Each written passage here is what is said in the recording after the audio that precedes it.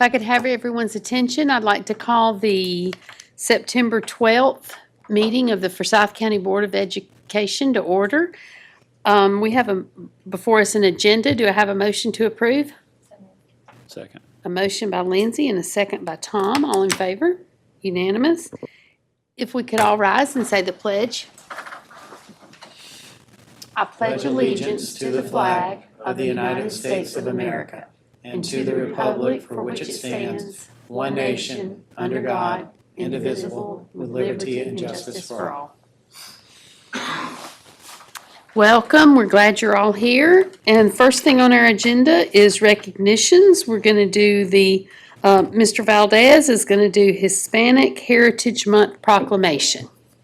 Whereas Americans observe National Hispanic Heritage Month from September 15th to October 15 by celebrating the histories, cultures, and contributions of Hispanic Americans whose ancestors came from Spain and settled all over the Americas and the Caribbean and developed their own unique cultures and traditions. Whereas the observation started in 1968 as Hispanic Heritage Week under President Lyndon Johnson and was expanded by President Ronald Reagan in 1988 to cover a 30-day period because it coincides with the National Independence Days in several Latin American countries. In addition, Mexico and Chile celebrate their Independence Days on September 16 and September 18. Whereas Hispanics have been part of the American story for 500 years, starting with the Spanish settlers and populating portions of modern-day Texas, Arizona, New Mexico, Colorado, Utah, Wyoming, Kansas, Oklahoma, Nevada, and California, even prior to those areas becoming part of the United States of America.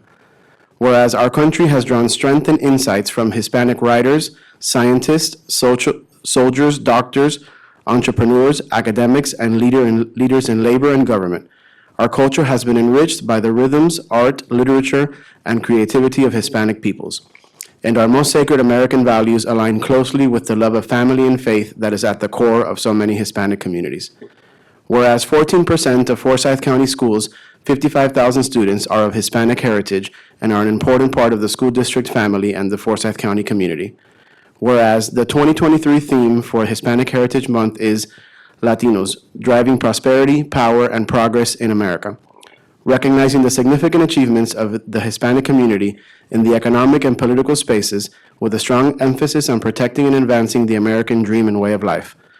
Now, therefore, be it resolved that we, the Forsyth County Board of Education, do hereby proclaim September 15th through October 15th as National Hispanic Heritage Month and call its observance to all students and staff of Forsyth County Schools.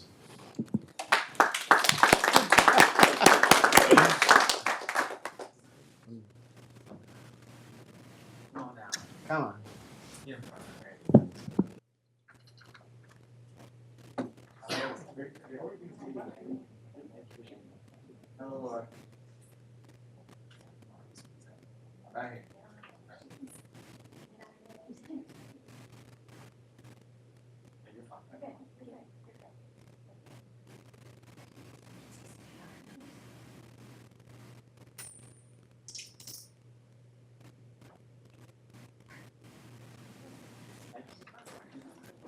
Okay, today for presentation and discussion items, we have the 2022 through 2027 strategic plan update with none other than Mr. Mitch Young.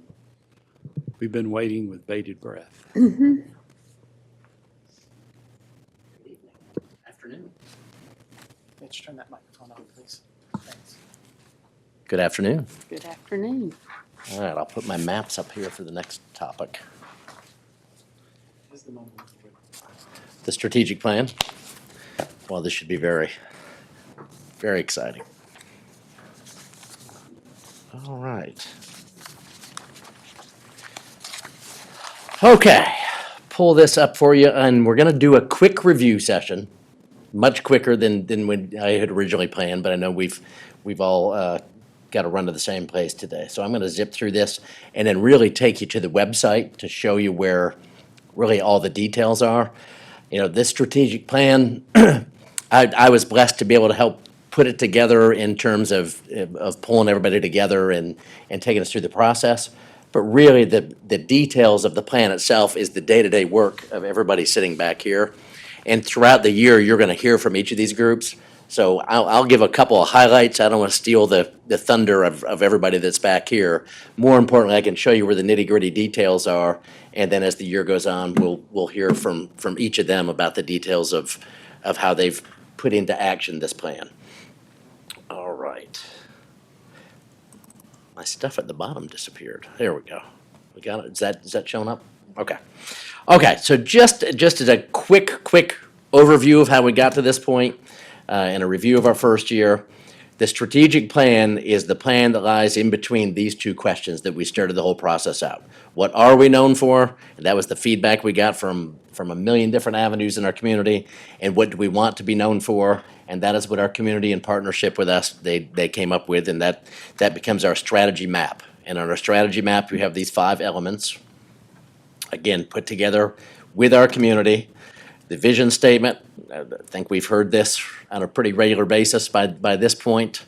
And, it's when you really believe in something and you hear your leaders, as all of you speak of this and all the folks back here speak of it, you can't go to a school now at this point and them not have their work tied to this. And when we get to the school improvement plan piece of this, or if you've already had a chance to visit LSEs, I think this is one that you've heard people speak to, and it just happens so naturally, not just because they hear it over and over, but because it really is the core of our work. And so that vision has really permeated its way throughout our system. We continue to want to deliver an unparalleled education for all to succeed. And we keep in mind that these are the belief statements that we agreed upon. These are the big 4 statements that we agreed upon with our community that really drive our day-to-day efforts.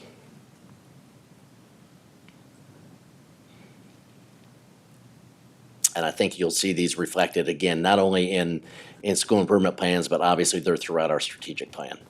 The strategic goal areas, these were the big 5 buckets of which we developed our action and accountability plans.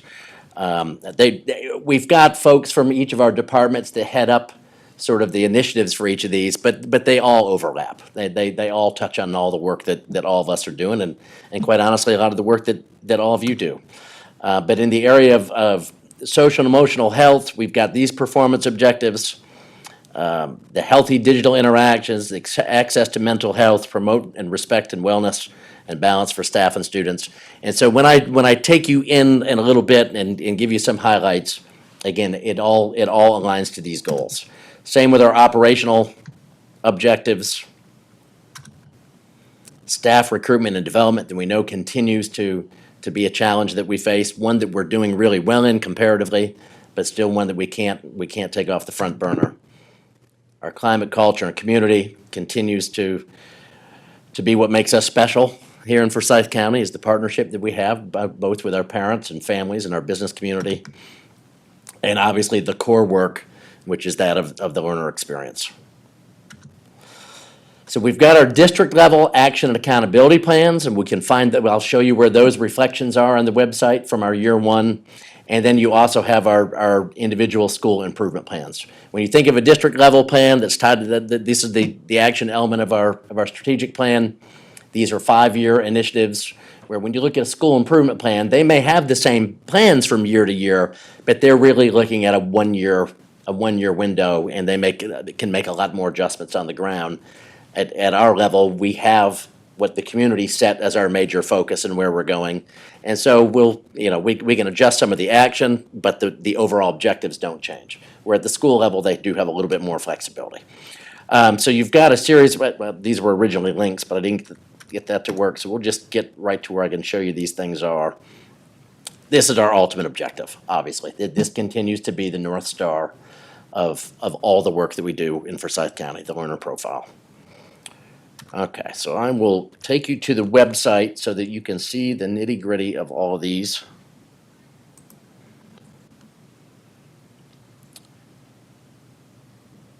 So the first spot you go is just to Inside FCS. You go to the strategic plan.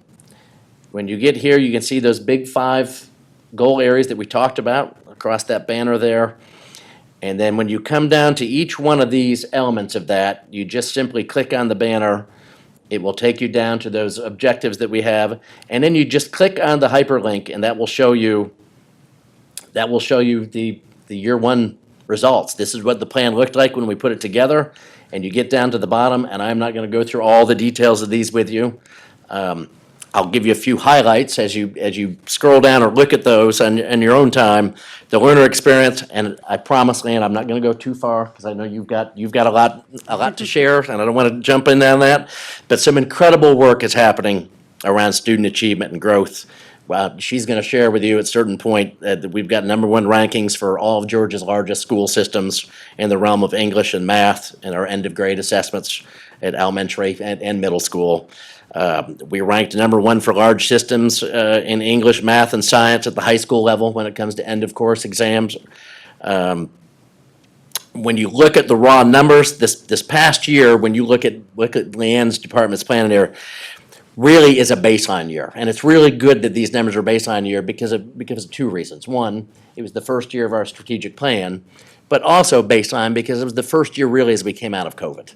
And so, we may look at some of these numbers compared to pre-COVID numbers and scratch our head a little bit, but when you look at those across the state and see where we are, the decisions that we made back in, and I say we, Dr. Bearden and y'all made back in 2021 to get our kids back in school, we are in such better shape than so many of our sister districts around us. But still, these serve as our baseline. And then I think probably the best evidence to the work that I could say is out there for the work that Leanne and her department have been engaged in is when you look at our individual school improvement plans. When you go into those school improvement plans and you see them working on the work that you'll also find embedded in the teaching and learning plans, things like professional learning communities being an emphasis, the focus on collaboration among content team members. So you teach U.S. history and you teach U.S. history. Gone are the days of going to your classroom and closing the door and just doing it all on your own and having no connection. The emphasis that the teaching learning is put on this and that comes through in the plans is we're so much better when we're working together and finding solutions together. And in any case, you'll see that as you go through. So you can scroll down and see all that we have there for the learner experience, achievement, growth. Several numbers that are still out there. Growth numbers will be coming to us from the state down the roads. A lot of those have not been calculated yet. But in any case, that's where you would find that on the website. I think I X'd out the whole thing. Here we go. Okay. I'll give a couple examples. I won't go through everybody's details on here. You can do that. But staff recruitment, we'll jump into that one.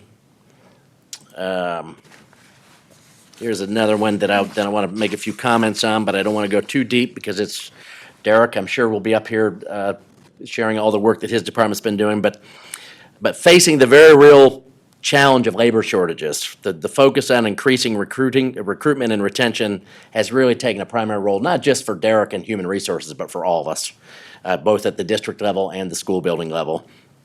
Getting out of the box, as they have done in terms of recruiting teachers from industry and getting them certified through our alternative certification programs. It's one out of the box thinking. Another is all the work that they've done in partnering with Valerie Lowe and teaching and learning to make sure that we've got our own pipeline coming in with our teaching as a profession program. That's another really out of the box way of approaching this. Again, don't want to go too deep into what Derek is doing, but a lot of capacity building. We shared with you just a month ago, I think, some of the capacity building we're doing with potential leaders and our leadership development programs. That's an important part of retention. Our rate was, and Derek can correct me on this, but based on what I read in here and have discussed with them, our retention rate this year was just shy of 93%. And when you look at that across the state, that is phenomenal.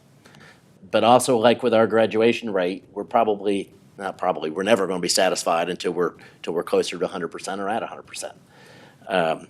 But we really are doing exceptionally well, and a lot of that goes to the decisions made by this team just this past year, and the decisions this past year and the year before to make the investment in our staff that you made in revamping the salary schedule and getting our teachers up to where they need to be. And that 93 98% retention rate. We know we still want higher, but it is cause for celebration, and it's a celebration that you all very much should take part in. Okay, so that's, again, you can scroll down through and see all the details and all the numbers of, in that particular part of the plan. You can do the same with all these. I don't want to take you through all of them. We'll get you out of here. But please do take the time to dig down into those numbers and see what's going on. You're going to see a lot of baseline, a lot of baseline work on those at the district level as we wait for state reports and year-end reports and financial reports to come in that lag behind our normal year. But I really do believe this strategic plan that you all passed last year has been the blueprint that we've been able to follow. And again, I think while we can talk about it in this building, when you go to the school improvement plans that the schools are working on, that's where you really see it come to life. And so, let me go back so I can show you where I clicked on there. But down at the bottom of that page, you can see school improvement plans.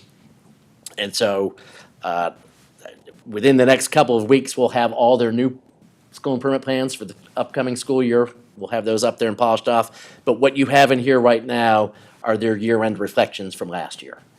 And, we can pick a school here. Whoop. Can you scroll down? Oh, there we go. I was on the wrong one. There we go. So for instance, West Forsyth, you can see what their primary focus was for this year.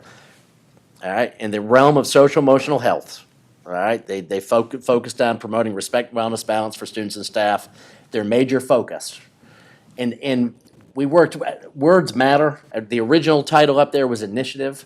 The principals shared with Leanne and I as we met with them that initiative kind of smacked of a quick hitter or one and done sort of deal. So we shifted that terminology to focus, and that is something that they'll carry on from year to year, continue to tweak. But in that realm, one of the things that West focused on was increasing student and staff connectedness. That became one of their major big four focuses for the year on the school improvement plan. And then you come down here and you'll get a full-blown reflection on what went well and what they might need to adjust as they go into making next year's plans. And you've got this for all 42 schools plus ACE. I got to tell you, the principals and their teams put a lot of effort into these, and I know I'm really proud. I know Leanne is, and Kara and Sarah and we get to go out with them as they're putting together their new plans for the new year, and they have really taken ownership. This is not just a box check that they do because we know we're uploading it. It really is the planning that guides their work for the year. And the beauty is it all aligns to the strategic plan, and so we really have a very coherent, consistent approach to improving. Well, and having it on the website, it's out in the open, it's very transparent. So that was not an easy task to put it in there, and it's well organized. So thank you for you and everybody else that helped to get it online. It's a great, it's different than in the past. So it just shows that how serious we are, and so thank you for that. Yeah, absolutely. Well, we've got Victoria Horak behind that door and Jennifer Cratchell and her department out here that are instrumental in that. So it really has been a great team effort. By putting it on the website first and foremost is a huge step, Mike, that I don't think we went to this level of detail to Wes's point. I mean, I think it's been out there before. I think probably your biggest proponents and spokespeople for this are the principals themselves in their local school council meetings. They make this a primary focus. When parents come in and want to talk about specific details, I'll just say we've had parents that want to know, have questions about what we're doing with diversity, equity, inclusion, those sorts of questions. When you go into their very detailed plans at the school where they have their action items and they can show all their numbers disaggregated by subgroup, I think parents are blown away when they go in there and they see that they're looking at every possible demographic you can imagine and strategizing for how to make sure that every one of our kids is successful. And putting everything sometimes out there, take it out of context, you can lose the narrative. So some of those details, we ask the principals when they meet with people, open it up and share it. But in terms of their primary focus and their primary reflections at the end of it, we want to continue to get the word out there on that for sure. Yeah, and I just think, from the strategic plan to the school improvement plans, I think having this information here and then helping to get it out also shows people that, like, getting involved is really important because we do listen to what the comments are and the feedback is. So everyone who partook in the strategic plan, wherever they came in or submitted stuff online, your feedback was taken into consideration. And then on local school councils, and Tom was on local school council, I was, I'm sure other people here were. But so it's a good place to really get plugged in and connected. Yeah, absolutely. Okay. Well done. I think I'm. You're right on. It's Nice. the Mitch Young Show. Take off the Now we hat. have the draft for the 2024-25 elementary schools redistricting map. Really just the warm-up act for Todd and Michael. They're the main show coming up here. Okay. And they look so excited. I know somebody out there has me on a timer. I haven't dared make eye contact with anybody back there. Okay, redistricting 24-25. Just a reminder that this redistricting that we've undertaken centers on two primary objectives: relieving overcrowding at several existing elementary schools, and then the second objective is to populate the brand-new Midway, which is obviously very, very large compared to the original. Again, we had said that we would make no changes this year to middle school and high school attendance lines.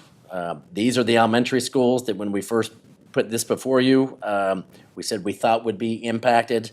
These are, in fact, the ones that are impacted. The ones with the asterisk have the dual language immersion students, so I'd like to just put that out there and up front. So if you get questions, if their child is in a DLI setting and they're there currently as an in-district student, and our new lines put them out of district, then we will provide transportation if they want to remain there. Where the confusion comes in is when we give them transportation, sometimes other parents who are already out of district in that program also want transportation, and that is not at play. I mean, these are ones that they're only out of district because of the decisions we're making to push them out of district. So we'll honor our commitment to them when we ask them to make that commitment to the program. And does that transportation, does that follow the child through all their elementary years? Until they or- complete their DLI program, Okay. yep. So if they have younger siblings, say, that are not in DLI, but that are still there with them, they'll be allowed to ride along, but as soon as the last one or the oldest one is out of DLI, then they have to go to their districted school. Yep. Standard practices that we have always done, we're keeping in play. So if you're a rising fifth grader and you've been redistricted to another school, you will have the option to stay, as will your siblings. That's a 1 year option. Transportation is on their own. Okay, they're not in the DLI program, so they have to provide transportation. They have to complete the waiver for each child that they want to allow to stay there. Another reminder out there for anybody who's watching this is Midway Elementary, based on our proposal, will become an early start school. Okay, so this is where we are on the timeline. So this brings us to September 12th. Two things I wanted to point out on the timeline are highlighted in red. We did move the public forum next week, September 20th, to West Forsyth High School. So they are going to host that. The other thing in red there is and it was just a typo on my part in the first one. It said October 1st to November 30th, but it's October 18th. So the morning after we approve the final map, then the out-of-district waiver portal will open up so the parents can immediately go to that and make their request. And then I'll pull the map up here and talk everybody through this in just a second.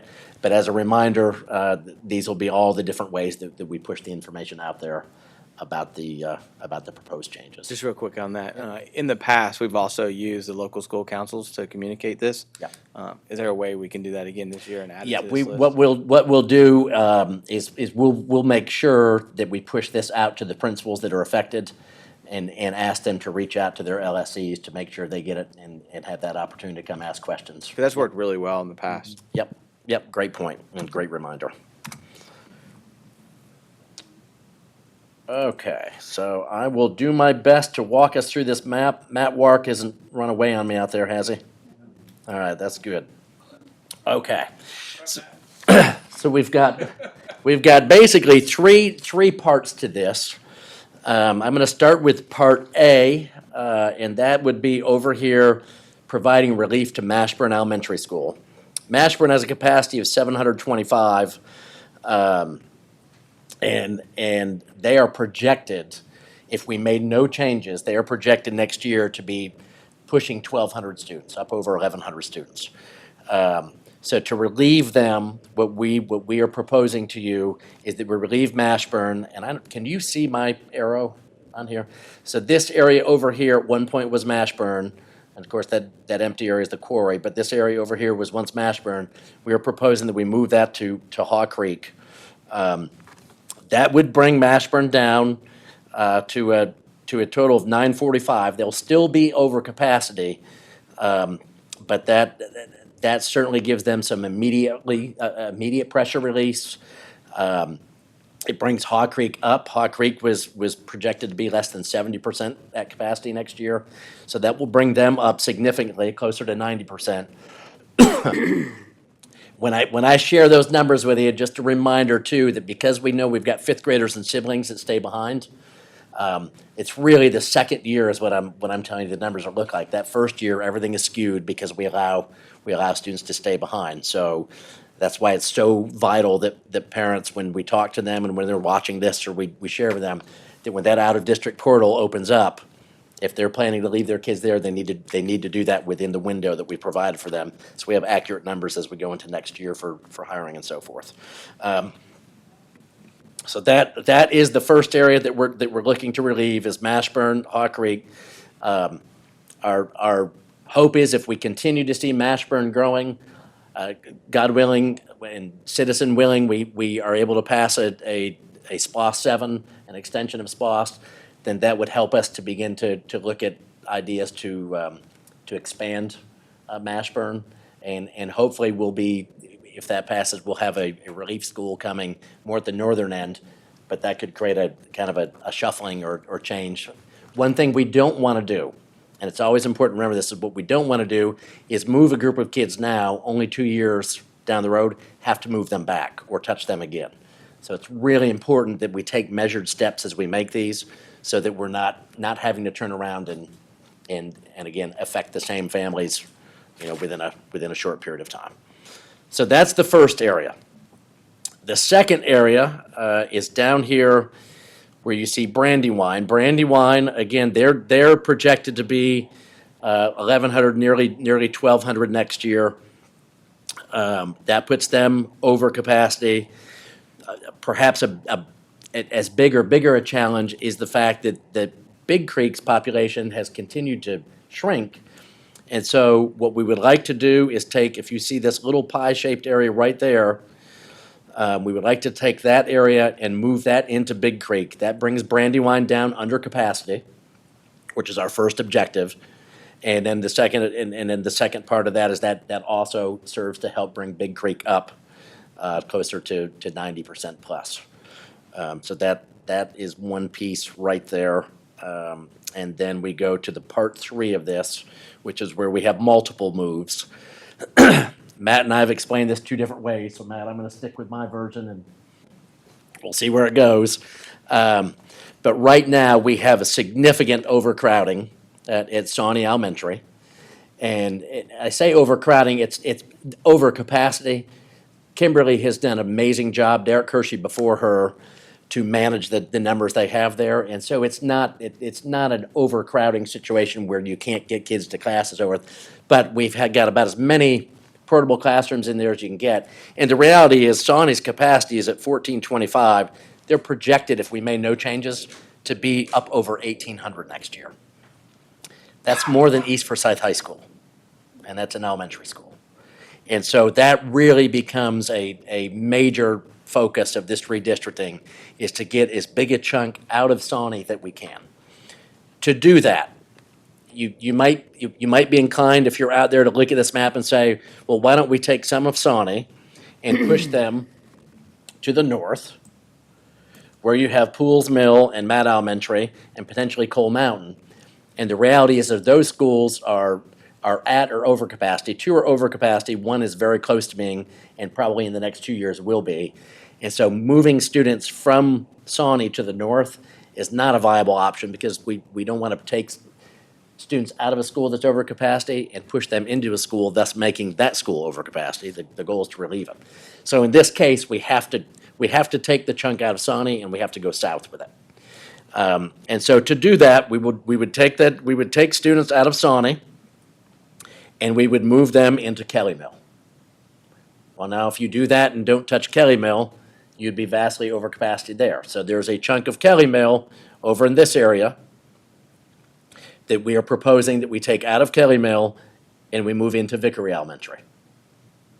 Right? By the same logic, that would push Vickery significantly over capacity, so then move further to the west over here, and this is the part of Vickery that we would then move down to the new Midway, which has an abundance of room, and we need to add to Midway. That was our second objective, which is to add to Midway so that they can open their school up with in excess of 80% capacity.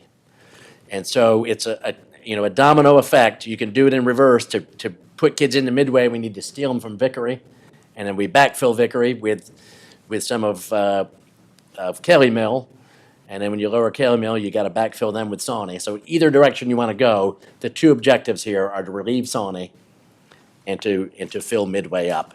And so this is the map that we have poured over a lot of hours and behind the scenes work by Matt Wark and his department, who are just phenomenal at this.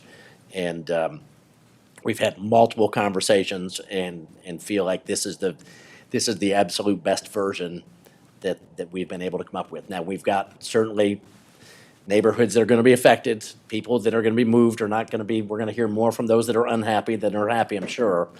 But we've got opportunities for them to give their feedback. We will listen at the public forum, and certainly we will look at suggestions that are made and go back and apply that to the map and see where we end up. But as our proposal to you, as we've looked over this through hours and hours and hours of analysis, we believe that this is the version of the map that we would propose to be the new draft of elementary schools. Are there neighborhoods in here that were also redistricted during the Pools Mill? So this would be the second time they'd be redistricted? I do not believe so. I'll double check on that. Anybody that we've moved, if anybody was moved out to Pools Mill, we're not touching them and pulling them back. No, but when Pools Mill were open, there was a couple neighborhoods that were moved to Sony. Okay. All right. Are we moving And them so we again just to- want to make sure that they're not being moved again. So that is Need to look at something. that. How Yep. long has that been? This is what, year 4 of Pools Mill, I believe? For year 4, I believe, maybe year 5, yeah. And to your point, Ms. Light, if it's been 5 years or more, then we really haven't Move that child. do a double Right. move. But to Mr. McCall's point, we'll definitely look into that and double check on that. Matt, are you taking notes on that one? Diligently. Yep, great question. So how are we communicating this out to the public, right?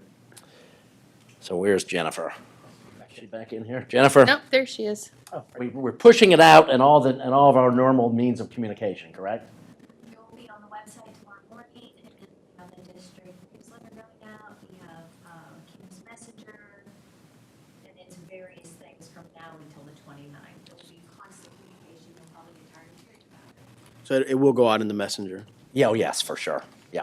And the portal will be open for people to comment? Yeah, I'm Tomorrow. working on that right now. Yep. Okay.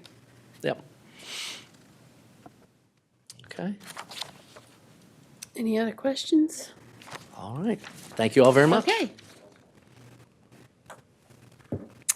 Next, we have the school safety grant with Todd Shirley. Thank you, brother. Need to escape. There you go. All right, we will go very quickly through this. Dr. Bearden asked me to come and talk to you a little bit about the money that we're receiving from the state. As you know, we were graciously given $50,000 per school by the state to apply to school safety. There are some limitations on that. Obviously, in our in our world, it's more stuff than it is personnel, obviously. But we want to, I want to present to you what we're working on right now and actually show you some numbers so that you'll have an idea of when you talk to people what these things are costing us and what we're spending the money on. As always, we appreciate the fact that our vision starts with safe, and we feel like if we make our schools safe, then they will connect and thrive. Again, much appreciation for goal number one being the safety of students and staff. We are very dedicated to that, and we have always appreciated the support that we receive from the board, from the superintendent, from the deputy superintendent, and I want to call out my colleagues behind me because every department sitting behind me supports our department 100%, and it makes it a wonderful place to work. It also makes it very rewarding to know that we're providing a safe environment for everyone. Under the Georgia DOE funding, each district has been awarded $50,000 for each school identified and appropriated in the budget to address security needs, and that approximates at about $2.15 million. One of the initiatives or the continuing initiatives that we're working on is the expansion of our cameras. A lot of people see this as a reactive measure. We don't, not if you've been to our office. It is a very proactive measure. It's also a proactive measure in our schools because we have those cameras displayed in the front office, and we're piping in live feed from outside so that the front office receptionist can see what's going on outside, as well as any of the admin. They have that pumped into their office as well. On the left, you see an example of an inside camera. Those run about $900 a piece. On the right, an exterior camera, which is actually waterproof. It's going to cost you a little bit more, about $1,600. We are looking at long-range cameras that we could connect from our school buildings down to our athletic fields. Obviously, you're talking in the thousands for those cameras. So we're working with our technology department to look at how we best serve those areas. That price on that camera does not include cabling. It does not include the labor in there. So anytime we stick a camera in that's $900, you can probably run another $500 or $600 worth of cabling and labor in there. Again, we're about 2,800 cameras right now. I don't know what our final goal is going to be. David Feuerbach and Ben Bryant have walked every school since the beginning of summer. They have identified blind spots that we have not only on the interior but on the exterior, and they've worked with the principals and the admin teams to identify areas that we need to add. We are systematically adding those. There are two gentlemen that work on that nonstop. Part of our money goes to the surveillance that we have in our office. As you see the board in front of you, that board is about $120,000. But it does provide a lot of advantage for us in the safety office in case of events that happen in the school. We are an open book. We welcome anyone to come over and take a look at the capabilities of the board itself and the panels around the room. In addition, we are adding badge access doors around our buildings. One of our goals was to never have a teacher stuck in a position where they couldn't quickly access the door back into the building. When our buildings were originally built, there were a limited number of badge access doors in the contract. We are going around and identifying areas that the schools say are a safety concern. Now, I will tell you that probably 5 or 6 years ago, and Matt can back me up on this, those badge access doors were in the neighborhood of $3,000. Now you're looking at $6,500 minimum for a badge door. So as prices go up, we have to, take into account the money that we're spending on those and where we're locating those doors. The program that you see on the left gives us full access to those doors. In the event of an emergency, we could open or lock those doors from our office. That's also one of the reasons that we want to continue to expand the perimeter badge access doors in the event of a crisis in the school and us needing to get first responders in the doors. We want to be able to unlock those doors for them so that when they arrive, they're not fumbling around looking for badges or looking for somebody to open the door for them. We are expanding out our school-based radios, schools that have called us and said, we're running old radios from 10, 12 years ago. Well, we want them to be able to communicate inside the school. And what we have found is that schools now want more than just administrators to carry the radios. They have identified teacher leaders in hallways, teachers that have rooms with students in crisis quite often, and they want them to have the radios and the ability to quickly communicate with the admin team. What you're looking at on the left is our reunification case. It contains 20 radios that if we did have to reunify, we would carry those to our reunification zone. Those are pretty standard radios that we buy our schools. They're $326 a piece. That does not count licensing, and it doesn't necessarily count additional chargers that the school may request. You're probably running somewhere around $400 per radio. And it's a good quality radio. We've had a lot of success with them. Obviously, there are more expensive radios out there. Our office, a number of us in the office carry law enforcement radios. We are going to take that a step up. They have a new radio out that will allow us communication no matter where we are in the county, no matter where we are in any building.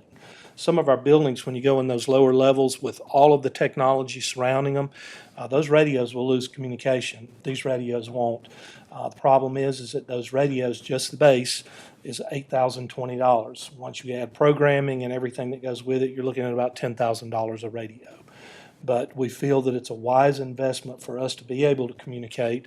If we had an event happen at a school, this will allow Steve, who will be the immediate responder from our office, to openly communicate with us no matter what's happening on cell towers. We consistently look at windows around our buildings, what windows expose kids to high visibility on the outside. And I know that from last year's event in Tennessee, when the public saw that person shoot a window and kick that window out and have easy access to the school, it alarmed a lot of people. And I want people to feel more secure that we are utilizing 3M film. The 3M film, we get a lot of questions about it being bulletproof. It is not bulletproof. What it is a shatterproof. If you shot something through it, it maintains its integrity, and it makes it almost impossible to shatter the window out. In addition, we went with the darker film so that if you drive up in the front of our buildings, you can't see in to see who's in our cafeteria, who's in our main offices. We continue to add that film around our buildings.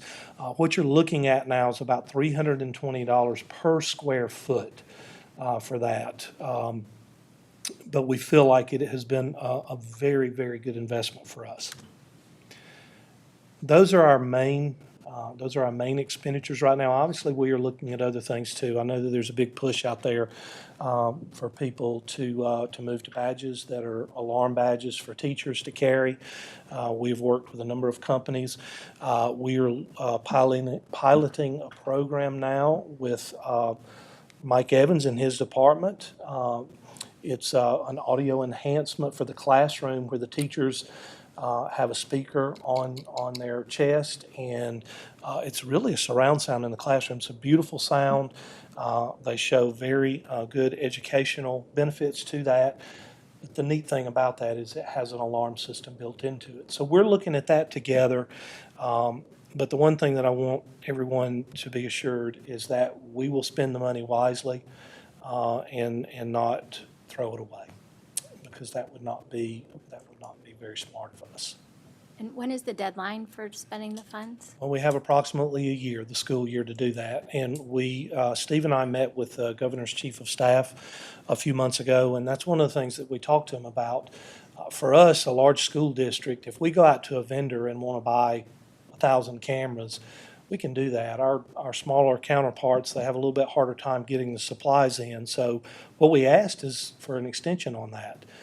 To allow us to go beyond that 1 year period of time. I don't know that will happen or not, but it is very difficult to get the supplies in right now. The badge access doors, we are having a hard time getting what are called blades in.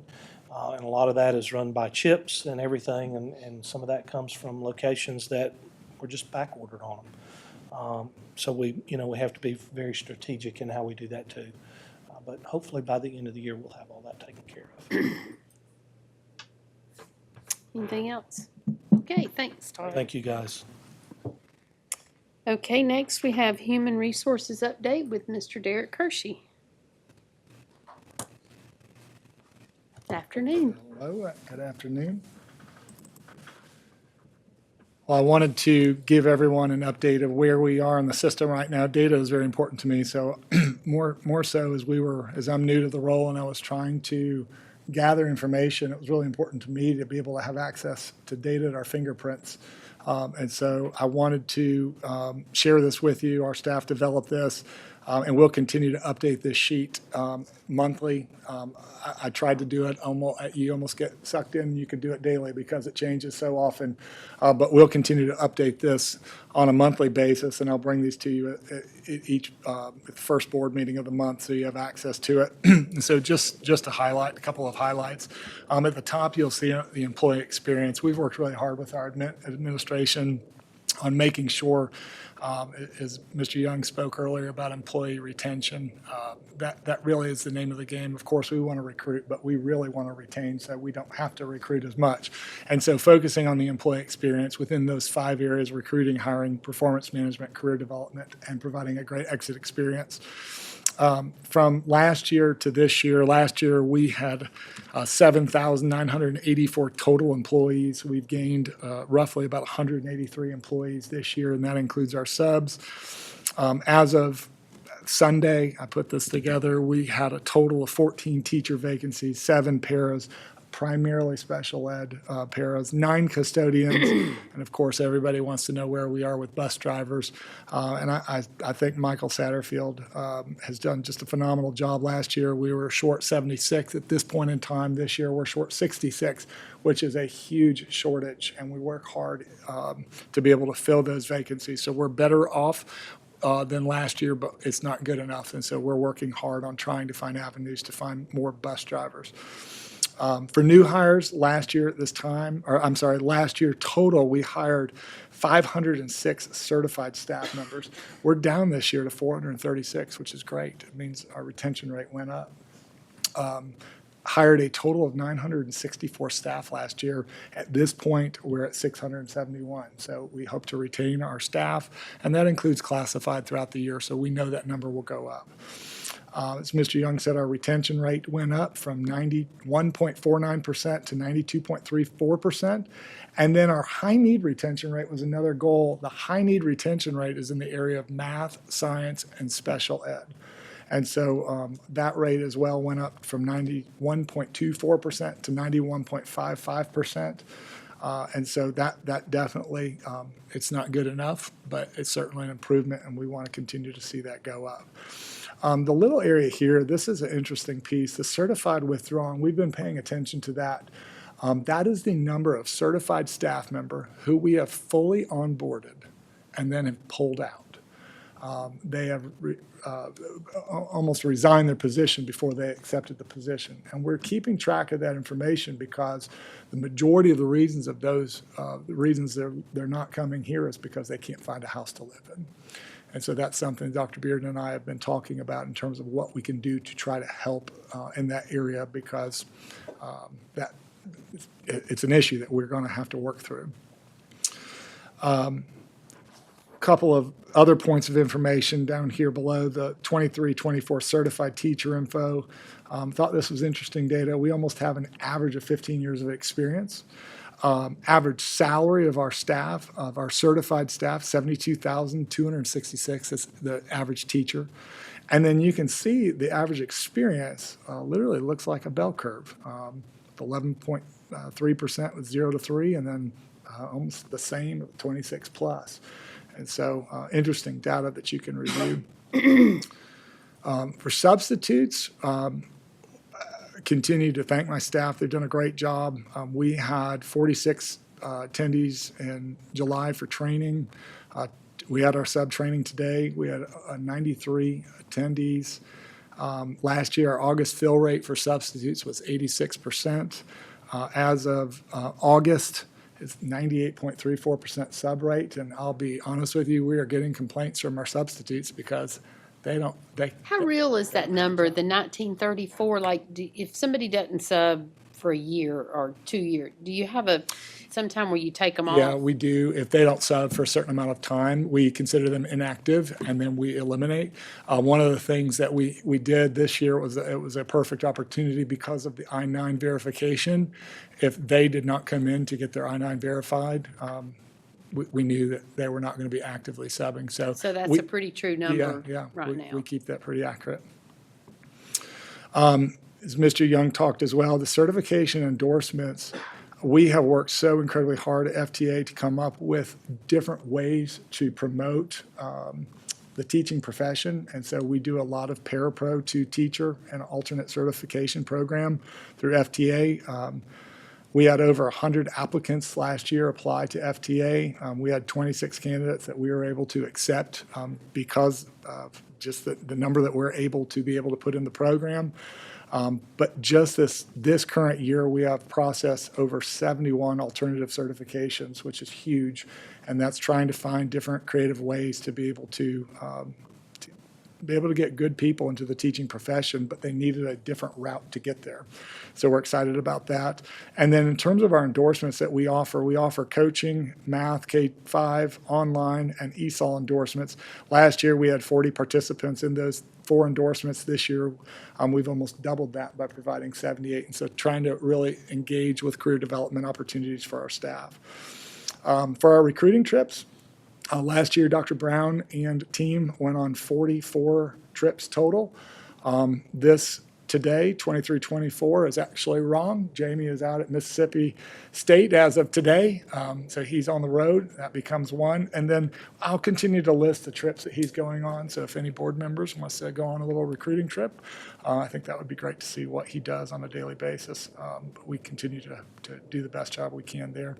And then I put the leadership information here so you could see how many new assistant principals we've had each year for the last 2 years, new principals, and then the leadership development programs that Mr. Young is able to offer. And so again, this sheet is really more so a cheat sheet. I'll provide a copy for each of you every month. That way you've got updated data, and if people in the community are asking you about information, you've got it at your fingertips. Any questions? No, good information. I know you said that, but I think it's worth repeating, is that the number of open positions right now. Yep. If you look at certified staff, we have over 4,000 certified staff members, and we only have 14 vacancies. Compare that to any of our metro partners, and we are so much better off. Some are hundreds, that's correct. Yeah, and That's correct. our principals, to piggyback on that, our principals are doing a great job, and they are finding creative ways. We just had one principal share, they're using the resources. There was a parent that approached a principal a year ago and said, hey, I'm kind of interested, maybe I'll get back into it. And boy, when that position opened up in the middle of September, you remember those conversations and you go back. And so we just hired a teacher just from that conversation. And so, every single person really does matter. We got to tap into all of our resources and try to develop the best teachers that we can. And so if you know anybody who's looking to teach, please send them our way. I promise you we'll. No, we had a problem in the past with the health care or the CARES Act money being used as non-sustainable bonuses for other systems to, I hate to use the word steal, but recruit people away from our system. Yeah. Is that starting to slow down? So Larry could probably answer that better than I can, but I do know their money. We did not, we didn't have it. And so, or our chunk was very small in comparison. And so, yes, that money is dwindling for our other neighboring counties. And so what they do to continue to recruit, I don't know what that's going to look like for them, but I feel very confident with the salary structures that we put in place. We're doing a good job. And I'll tell you, connections matter as well. The relationships that we build. We actually had a teacher that left to go down to another neighboring county. And was not happy at all. She actually just came back to Forsyth, resigned her position there, and came back within being there for a month. And the relationships that she had built here really did matter. And she said the amount of money wasn't worth for her going, but she does understand that she made a mistake and she wanted to come back home. So. You know, more one than answer money to that, sometimes. what you just asked is a great question. We weren't the only county to see huge increases in property tax assessments, but we're the only county that I know of that dropped their millage rate by 2.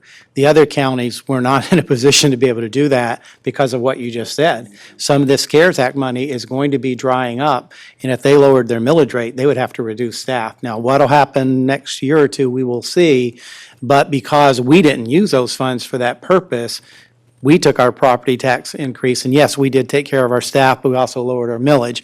And so that was a huge advantage for us, where other systems, they didn't do that at all. They didn't lower them. They maintained it. I think Cobb lowered theirs by 0.2 of 1 mil, but other than that, it was pretty much, stayed level. Were you going to say something? CARES Act money will finish in fiscal year '24. They have to spend it by fiscal year '24, yeah. Thank you. Okay, next we have propane-powered school buses with Mike Satterfield. Good afternoon, y'all.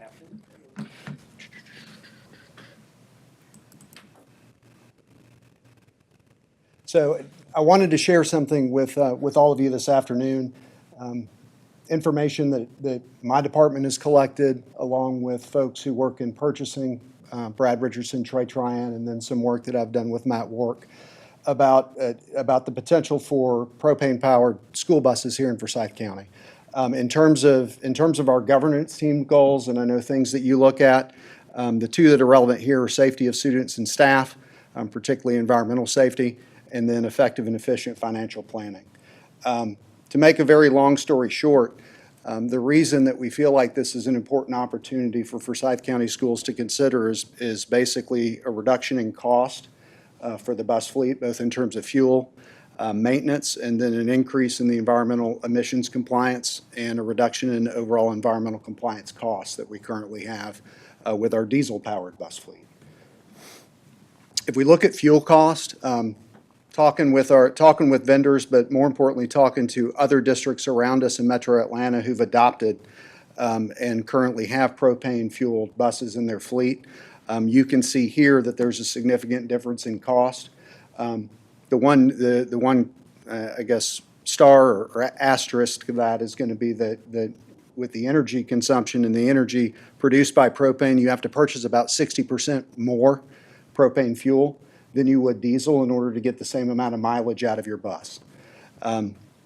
Looking at two different sets of numbers, if we start 23-24, since July 1st of this year, if we look at the amount of diesel that's been purchased in the county, you can see the number, the amount that we've purchased, the amount of money that we've spent, and the amount of money that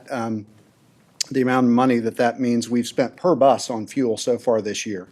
If you look at propane, even accounting for that 60% increase in the amount of fuel that would be purchased, we would be looking so far this year at about a $90,000 reduction in cost and a $192 per bus reduction, if we break it down that way.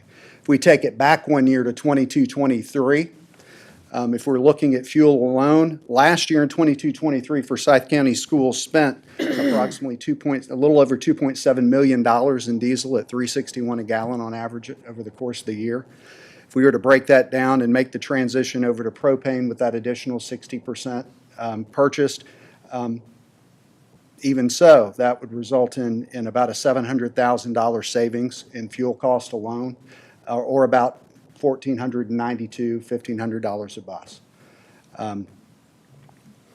In addition to that savings, there are alternative fuel tax credits that are available. One is just on the fuel itself through the federal government, 37 cents credit for each gallon of propane sold and used. And then on top of it, an alternative fuel infrastructure credit that is not to exceed $30,000 per property, but we're eligible for a tax credit of 30% of the cost, depending on what that cost is, and I'll talk a little bit more about that in a moment. So if we look back to 22, 23, if we were to take the alternative fuel credits into consideration, that's an additional $950 a bus in terms of just fuel cost savings alone.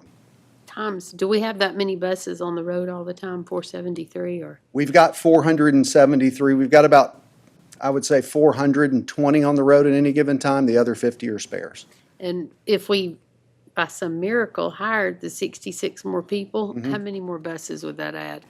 If we hired 66 more I people? mean, if we filled all our positions, would it add a lot more buses or no? Not at this time. I Okay. mean, we'd probably add 20 or 30 buses. I guess the plan right now is we've got enough money that's coming in the SPLOST for us to be able to purchase 12 next summer. So that's about where we're. But I meant put them on the road. So at full capacity with, if we had exactly a Nirvana, we would probably have 450 buses on the road. Yes, Is ma'am. what, yeah, okay. You can ask questions whenever you'd like. All right, so the analysis that we're gonna save X number of dollars on the fuel cost, is it saying we bought 761,000 gallons of diesel and we're also gonna buy 761,000 gallons of propane, and that's where the Well, savings comes that's why I in? broke it down per bus, because we're not going to be able to transition our entire fleet over to propane in one shot. Because propane gives you a lower yield, right? A much lower miles per gallon, right? Correct, about half, Is that factored in? yes. Yeah. So that's why I wanted to get all the way down to the per bus level, so that way we could compare, if we had a diesel bus versus a bus that used propane as fuel, that we could sort of look at it there. Because I think that's probably the appropriate level to look at it, because like I said, we're not going to be able to transition everything over. And I don't know if we would want to transition everything over from one fuel source to another. If we go to maintenance cost, primarily what you're looking at is diesel exhaust. Most of our maintenance cost with our current fleet is around diesel exhaust and also filters. And so if we look at just the cost, if we were to compare, oil changes, about $10.50 a bus on average, just based on the cost of the filters alone.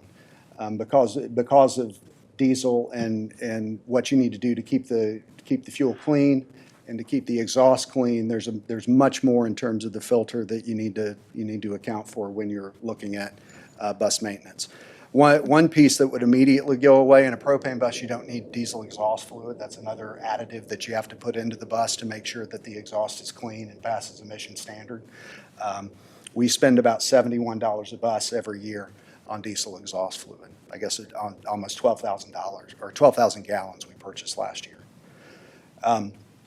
In addition to that, diesel fuel filters. There's multiple filters that you have to put in a diesel engine again to make sure that the exhaust meets current emission standards. If we didn't have to purchase those specific diesel fuel filters that are required, then we would be saving another $56 a bus. What you see here on this slide are all of the parts and pieces that you would not see in a propane-powered engine. These are all diesel-related and diesel exhaust-related. In terms of being cleaner and safer, what you're looking at here simply is emissions. The three primary types of emissions that we've got to keep our eye on when we're talking about school buses. We've got NOx, we've got hydrocarbons, and then we've got particulate matter. If you look at the difference between a clean diesel bus and a propane bus, a lot of the emissions pieces disappear when you transition to an alternative fuel. Right now, we spend about $47,000 a year at our 5 current gas and diesel fueling sites on environmental compliance. As you might imagine, as our regulations crank up in the diesel and gas world, we have to make sure that we keep our sites clean and make doubly sure that we don't have spillage or any other kind of environmental issues at our fuel tanks and fuel pumps. And we make sure that we work with our vendors and our partners to keep those sites clean, but that comes at a price. If we're looking at what would happen if we we wouldn't be eliminating any of this cost if we were to add a propane fuel station, because we'd still need to have diesel and gas tanks to fuel all the rest of our vehicles. But we would be eliminating a significant portion of that cost if we were to add a fuel site at a location and it was not a diesel fuel tank and fuel pump or a gas fuel tank and fuel pump. In terms of what it potentially could cost the school district if we were to start making this transition, based on my conversation with vendors, but more importantly, our Metro Atlanta partners, it's about $250,000 investment to invest and establish a propane tank and dispenser filling station. When I worked with Matt's department, it would cost about $22,000 to run power. I've got a location that we've taken a look at and done a risk analysis on a little bit later in the presentation. Again, there's a tax credit for some of the cost of a fuel station if we were to establish one. And all of the vendors, and there are three primary vendors in the state of Georgia: Thompson Auto Gas, AmeriGas, and Farrell Gas, who deal in fueling propane with school systems. All of those vendors have a cost-sharing option where, like it says at the bottom, they would provide the infrastructure at no cost up front, but there would be a surcharge added to the price of the fuel. And that $1.67 that I was talking to you about, that includes the surcharge. Now, with the first 12 buses, say, would you have to do it at all locations or just pick one location for the propane dispensary? I'd have to pick one location. That's part of the reason why we haven't really gone down this road quickly, because I've had to work with Matt and his crew. We've worked with a risk analysis firm that they typically hire out in facilities to take a look at these types of things when we're talking about a school building. We're somewhat limited on the location where we could place any fuel tank. But the propane fuel tank that we're talking about, if you look at the next slide and you look at that picture, that area in the red square behind our north bus shop, that's the area in which we feel like we could place that tank. We've got power that runs back there to a lighting system, and it's also far enough away from school buildings and other facilities that our risk analysis tells us that this would be the one potential site in Forsyth County right now where we could place a fuel tank if we started that project this fall. Why is that? Why is that? All of our other locations are too close to school buildings. This is the only one that offers the distance that would be required for a fire marshal and for folks to come in and be able to approve a fuel tank. So you said we had five for diesel? Mm-hmm. So if you converted totally, you'd need 5 propane? Propane tanks range in size from 1,800 gallons to 36,000. The largest tank we have for diesel right now is at 10. So we wouldn't need to establish quite as many. I think what we need to do is really be intentional about location. So does this become like a limiting thing? Because if you're saying we only have one location. Well, those buses then could be propane, but you could still use diesel down For your van. Right. the others. So You didn't convert them all, if we correct? transition them all, then there would be some serious limitations, and we would have to have a serious conversation about establishing other propane fuel stations through the county. Right now, though, the thinking on our end and talking to Todd and some other districts is to do what they did, which was start small, and then sort of grow into it. But like I said, but I think that's a good question because we would not be able to transition overnight everywhere. We would have to start up in the north end with the particular buses that park up at the north shop. We have about 200 that park there out of our 437. And then we could start making that transition. And then if we decide that it's a good investment, we want to grow, then we could have a conversation about adding fuel stations and adding dispensaries. Is there any difference in the bus performance, or driving it or anything like that? No. When we first started this conversation back in 2017 and 2018, we had one of our vendors, Yancey Bluebird, bring buses here for us to drive. The issue then was the engine didn't produce the kind of power that a diesel engine did. And so our drivers were not very comfortable driving it. Since then, there have been modifications and changes, and Yancey Bluebird's increased the size of their engine to 7.3 liters as opposed to, it was, I think, close to 6. And that's addressed the power issue. But other than that, there's no significant difference in the drive between a diesel and a propane-powered bus at all. Are there any other risks besides location? Are there any unintended consequences or risks with propane versus diesel or anything? In terms of unintended consequences, I guess we could look at this a couple of different ways. In terms of environmental, no, because propane's non-toxic. That's why there's simply not the level of regulation or cleanup or compliance that we would have to make sure that we did in order to have that on site. In terms of risk, in terms of, I guess, overall bus safety risk, I don't know if you guys saw the news, I guess, earlier in the year. There was a Fulton County school bus that got T-boned by a garbage truck, got flipped over. There were no students on board, thankfully, but the driver was injured. The garbage truck driver was injured. That was a propane bus. And so in terms of safety risk, those buses have been designed, and I'm confident, just based on conversations with our vendors in other metro Atlanta counties, that there isn't an additional safety risk or fire risk to students or anything like that related to a change between a diesel bus and a propane-powered bus. So what, a diesel bus versus a propane bus, what's the range? The range, like how far can they go on a full tank? On a full tank, a 100-gallon tank, about 9 to 10 miles a gallon on diesel, so 90 to 100. You'd be talking probably 4 to 5 in a propane. So it'd be about 50, 60% in terms of overall range. Less? Yes, for a propane. The propane has less range. The Well, propane it bus has less range for the same amount. No, but I mean like in real life, right? When you have a propane bus and you have a diesel bus, what's the range comparatively between them? Because I mean the tanks could be bigger or smaller. I mean, Well, the tanks are all the same. All of our buses are going to have about a 100-gallon tank. so it translates directly. So a propane bus has a 60% or 40% lower range. Correct. So instead of 900 to 1,000 miles per bus, which with our newer buses in terms of diesel, that's about the fuel mileage that we get. If we're looking at a propane bus, it's going to be 400 to 500. Does that make a difference at all? No, all it means is that you would need to more frequently refuel. And we do that on a regular basis every day. Is there any opportunity to do shared fueling with the other county agencies?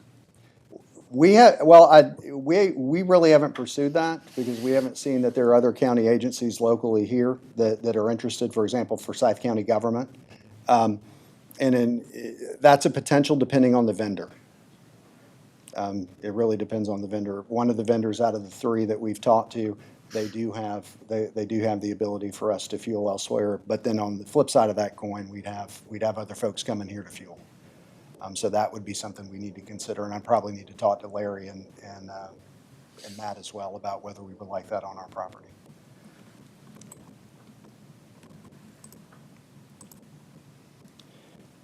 If we're talking about cost to bus, you can see the numbers there. It's in the same ballpark. The one thing that we have, if we're looking at a propane bus, is currently the state through June 2025 is offering a $12,000 rebate per bus.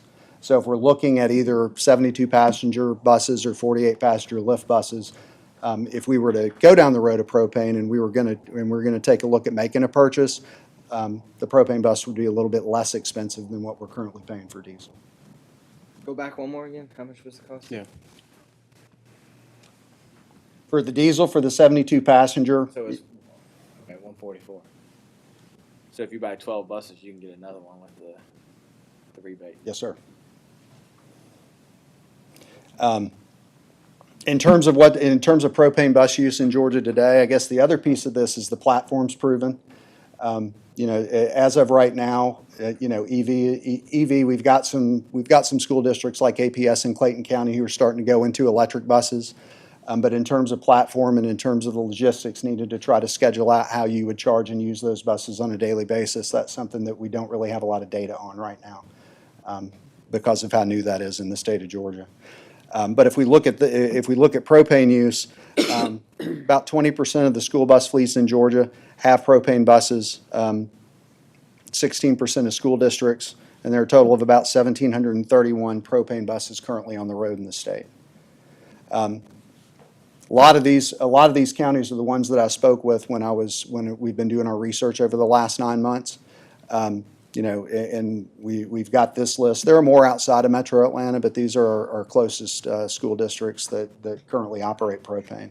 So have we gotten feedback from these people, like how these buses are working for them? Almost universally, mainly I've talked to Fulton and Paulding, but in Marietta City, they're in our Metro RESA group. I've talked to a couple other of these counties, but their experience has been as advertised. And once school districts start making the transition, for example, I don't think Fulton County's bought a diesel-powered bus since 2017. So they're gonna eventually convert all the way, I guess. And this is this is a state tax credit or it's a federal tax credit? For You were saying there was a tax credit? State, the 12,000? State? State. Yeah, the state is something off, the DOE currently has different rebates for alternative fuel. They've got different rebates for safety features on buses, for example, additional lighting, or backup cameras or things like that. But it's all a rebate model, so you make the initial purchase with local funds, and then the state will come back and reimburse once they have the documentation that you made the purchase. So what are other states and what has happened in Georgia with the cost savings? Fulton County schools, when they started implementing propane powered buses, they used the savings and they transitioned that into increased pay for bus drivers. And some of these other folks have decided to reinvest that money in the school district in different ways, whether it be in classroom costs, hiring teachers, or simply just, saving money. So, but if you guys don't have any other questions, I appreciate your time because I know that you've got a lot going on this afternoon. I'd just say that if you could move forward with this with the infrastructure, and once they're in here, is to partner with the fire department, let them come over and do some training, because I don't know if they have anything currently in this area that has transportation with propane, especially when you put 20 or 30 kids on it. Right. So it'd be good to contact them and maybe partner with them with training. So there's no concern that, propane is much more volatile than diesel, right? That's why you can't put a tank everywhere, right? The restrictions are greater because it's more explosive. There's no concern with the buses and I guess there's thousands of these operating, but is there any concern with that? I've asked that question of the folks who currently operate them, and they haven't expressed any safety concern whatsoever, primarily because of the design of the fueling system. I also believe it dissipates quicker than propane, or than diesel and gas. Yeah. And plus less fire risk than EVs even. So, Yeah, they catch on fire. So is the idea, are we considering this imminently? What's the idea? Well, what I'd like to do, and the reason I wanted to present this information to you today is finish up with our research. The first thing we'd have to do is we'd have to get a fueling station established, and then we could pursue working with our vendors to purchase the best bus at the best price for the taxpayers of Forsyth County. My hope would be to get something up and online by the start of next school year, if possible, and if it was something that the board and the school district would support. Yeah, like he said earlier, they've been doing the research for about 9 months now. We just didn't want to move forward with a purchase till you guys heard this presentation, made sure you were comfortable with it, made sense to you, answered any questions that you had, and then we'd move forward from there. As long as it can power the AC, I think you'd be good to go. And the power, because and I'm not an expert on this stuff, but what I've always heard is that these propane engines, there's a huge horsepower difference. You're saying they're comparable now with diesel? What I'm saying is we're probably on version 6 of propane engines, and basically what's happened is the manufacturers have increased the size and the capacity to address the power issue. And so right now, if I'm talking to the other school district around us who are currently buying propane buses, the latest models that they've purchased here over the last 2-3 years have been comparable in power, and they haven't seen a drop off. Any other questions or comments? Okay, thank you very much. All right. Appreciate it. y'all's time. Thank you. Okay, do we have any future agenda items anybody wants to add, needs to discuss? No? Do I have a motion to go into executive session for personnel? so moved. Motion by Tom, second by Mike. All in favor? Unanimous.